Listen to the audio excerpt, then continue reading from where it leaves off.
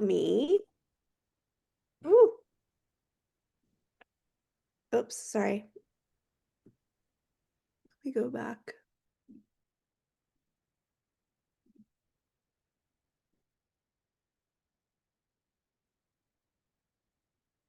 Okay, there we go. So a little bit about me. I am a mom of two kids who have ADHD. I have ADHD. My husband has ADHD. Both my brother and sister have been diagnosed with ADHD, and we have a variety of anxiety and sort of co-diagnosis autism in there with all of us as well. So I think we definitely fall in the 2E category. I have been an entrepreneur and I have been involved with community building for moms since about 2008. So when I think about, organizing, it's hard to think about like why would we organize for neurodivergent populations? There's so many other things that we're dealing with, so many like really challenging basic things. I'm seeing lots of things about, school refusal. And so it's hard to kind of think about, well, what does it matter how neat the bookshelf is, right? But there's a lot of studies that are coming out that are showing that if you reduce baseline stimulation and anxiety, that it improves general outcomes for neurodivergent folks. So in other words, if we feel less challenged by our immediate surroundings, we have more resources to spend on things that are actually fulfilling and interesting. And we can use these amazing minds and special skills for amazing things rather than, drowning in mail or feeling overwhelmed by our study space. So what is organizing for neurodivergent minds? I think, sorry, I'm struggling here with my notes.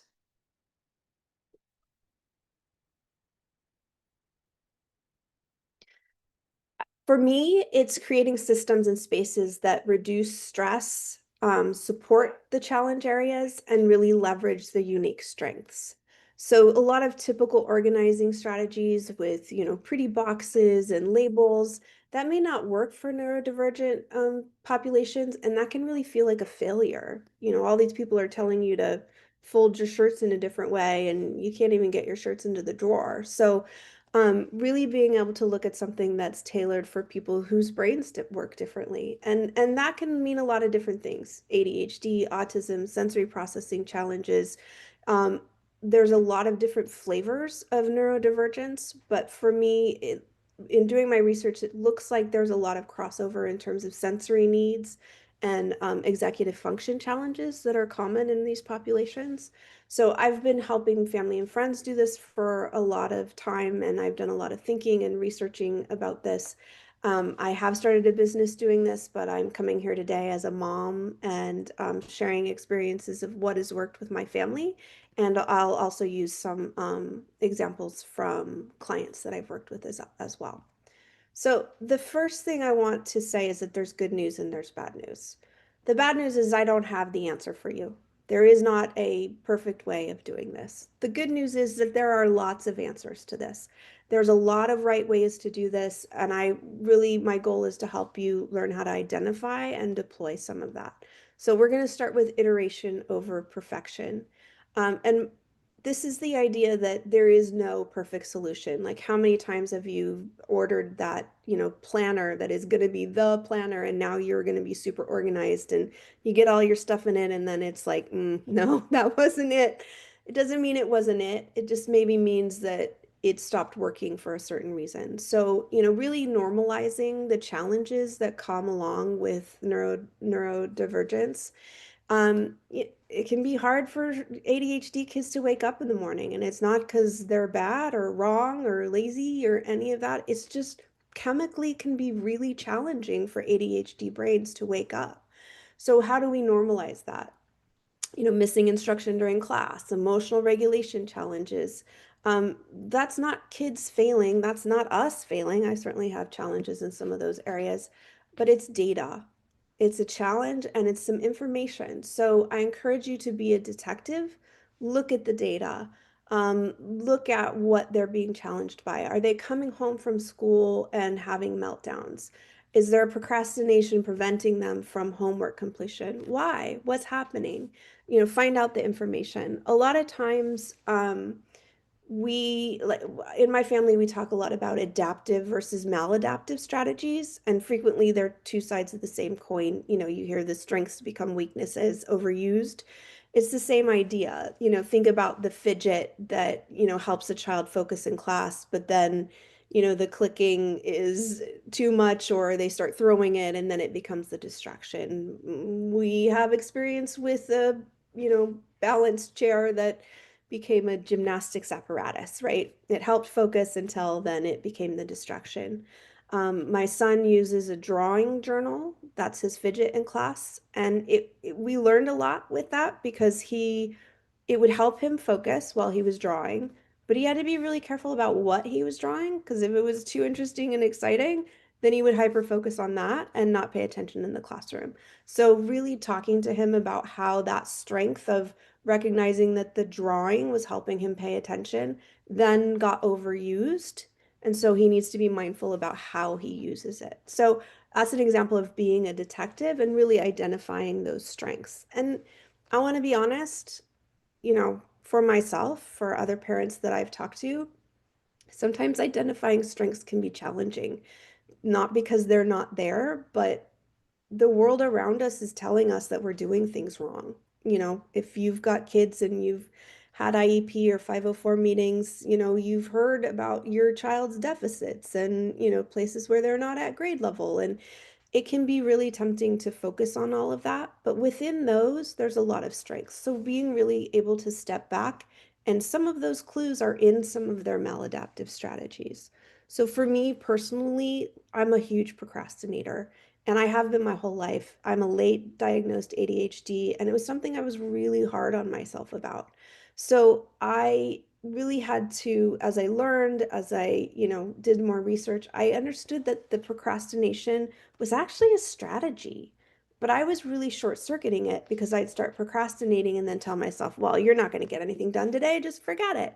But what was actually going on is I was doing what are called entry tasks. So dopamine is a challenge for ADHD. So I was doing small tasks that I could achieve and create success and create dopamine.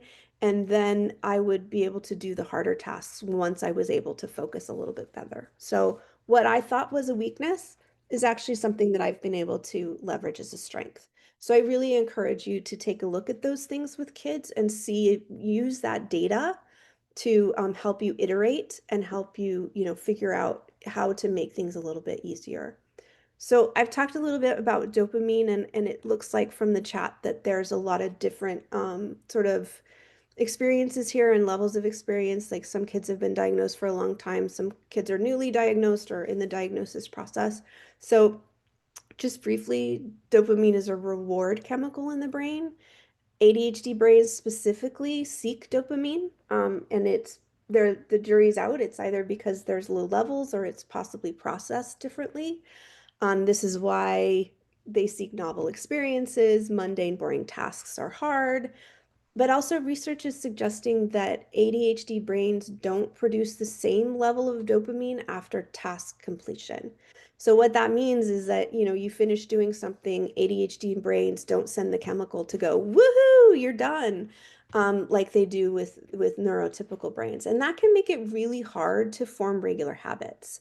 So while consistency and routine is something I'm going to talk about is important, it's also something that's really challenging. So, being able to create dopamine rewards with music, creating novel experiences, or just by changing the routine, the iteration that I was talking about, can help with the executive functioning that comes from increased dopamine production for especially ADHD. I call this next one delight in design, and it really speaks to the sensory challenges that kind of overlap a lot of the diagnoses and the challenges that we're talking here. Do you have a particular smell that reminds you of a memory? I was a child of the 80s, so there's some hairspray that reminds me of eighth grade homecoming.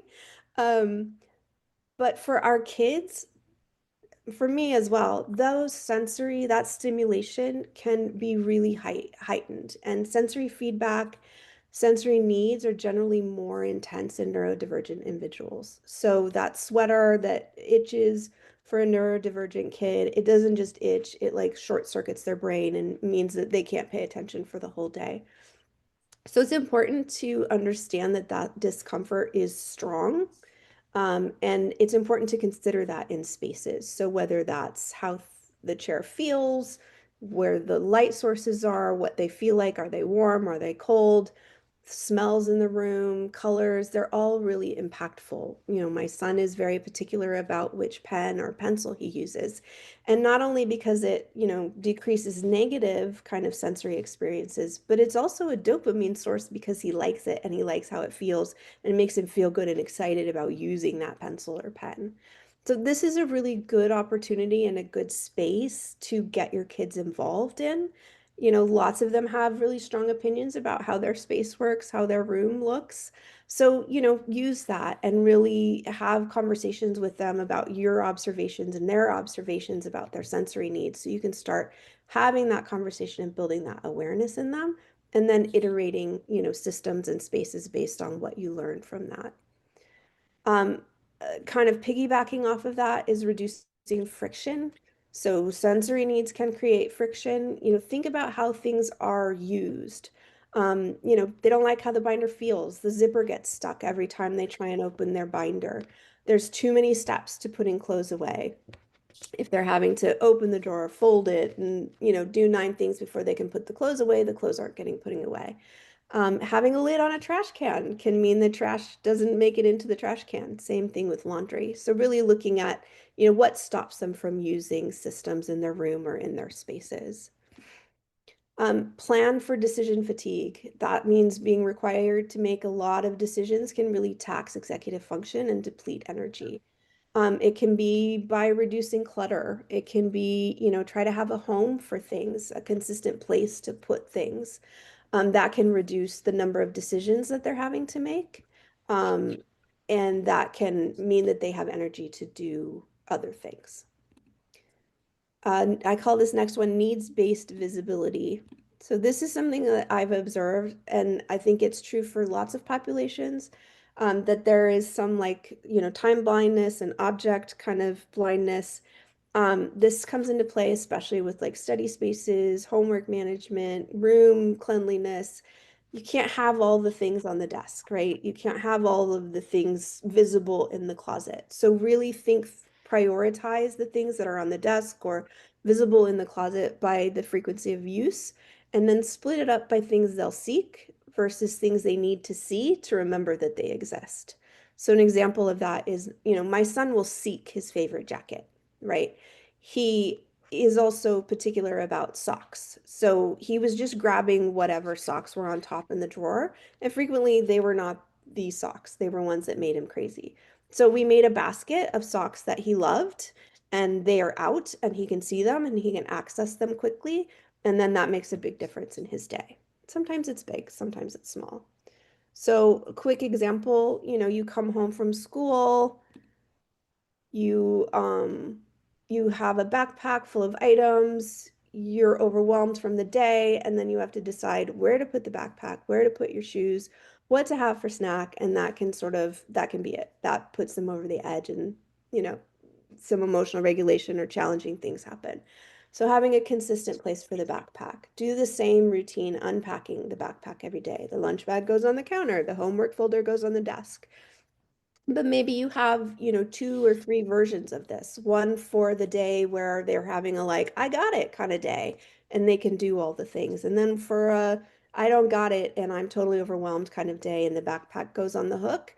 And, you know, they go off and do something else and come back to the backpack later. But there's a routine and a consistency for it.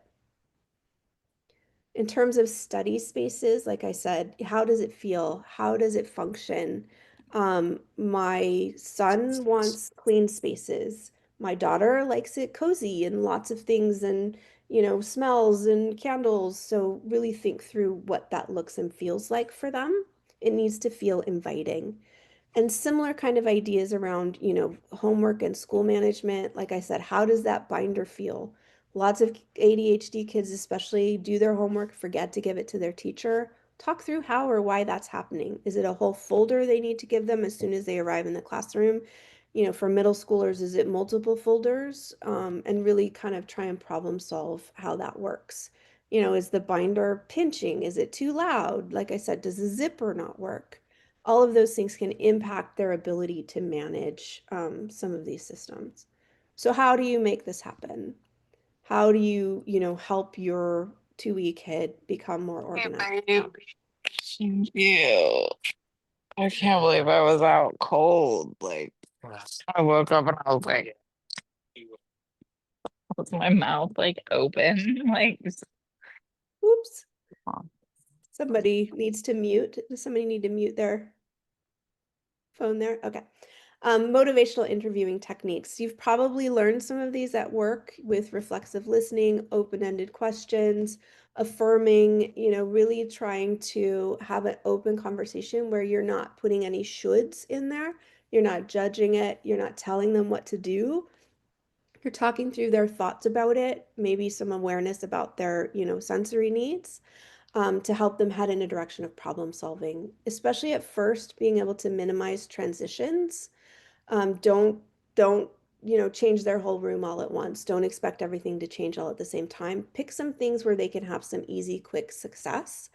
And it may be that the priorities, you work towards the priorities, but you don't start with the priorities, depending on how manageable those things are. And then plan to maintain and scaffold them, especially at first. So, like if you have expectations around room cleanliness, you get the room to a certain point with their input, and then every night you make a cup of tea, you play some music, you make it fun, you make it happy, and you do a 5 minute, literally 5 minute room reset. And initially, you're sort of talking it through with them, you're showing them where things go, and then you're stepping back and you're letting them do more of it. It's called scaffolding.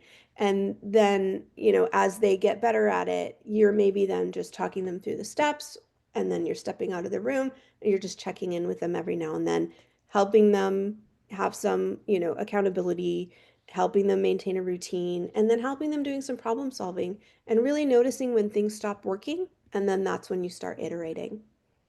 So, I'm going to come back to the concrete tips if we have time. So generally, let's, to wrap it up, because I think I'm close here, be a detective. Iterate. There's no perfect way to do things. Change things as their needs, their challenges, their strengths, the demands on them from school change. Notice when something stops working. Delight in design, incorporate all of those sensory needs, whether it's in how their room looks or how the objects that they're using feel. Reduce the friction. Why is something not being used? Why is something not working? And then figuring out how to make that better, and then planning for decision fatigue, and know that they are not going to be able to do all the things every day. And this is an important process, right? I told you there's not going to be a perfect solution, but it's a process that you two go together.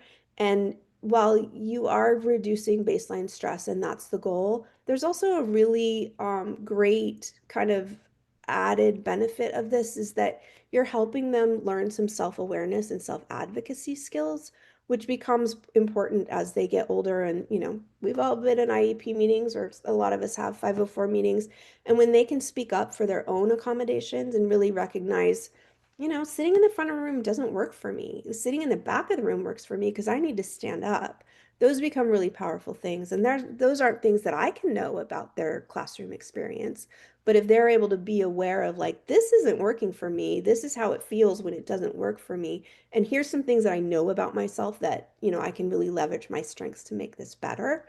That is a really wonderful outcome of this. So if we can continue to help them learn how to trust themselves and not be short-circuited by the shoulds that they're experiencing all around them, I think that that's an important part of this.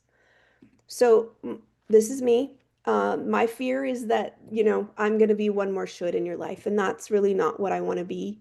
I am constantly iterating.